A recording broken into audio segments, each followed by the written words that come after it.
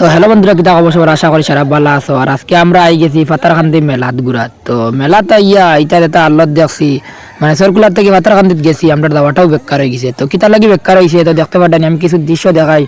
তো আমরা করিমগঞ্জ যে মেলা হয়, করিমগঞ্জের মেলাত পাতারকান্দির মানে আমরা করিমগঞ্জের এক কোনাও নাই পাতারকান্দির মেলা একটা, বুঝছো নি? ওলা ছোট মেলা একটাও দেখতে পারেন। আমি কিছু আপনার ঘুরাই ঘুরাই দেখাই, ঘুরাই ঘুরাই দেখলে বুঝতে পারবা। ও গেট দেখতে পারডাইনি, ও গেটে গিয়ে আইয়া মানুষ এন্ট্রি করয়, এন্ট্রি করিয়া তোমার ভিতরে ঢুকলায়। ও দেখতে পারডাইনি দোকানও ওলা কম আর মানুষও কম, আর ছোটো মোটো মেলাটা, বুঝছো নি? তো বেশ বড় নাই, মানে ওবা থেকে ঘুরিয়ে গিয়ে ও সামনে আবার ও দাঁড়ানি গল্লি একটা আছে, আর ও আর একটা গল্লি, ও দুইটা গল্লি, আর তোমার ইবাদু গল্লি বাদে আর এবার বেশ কিছু নাই। ও যেতে পারটা রেনু ড্যান্সের ঘর, আরও ধরেন খালি ড্যান্স দিতে করি, ব্যাটিং দেখতে করি, লাইন ধরে কিলা উবাইছর।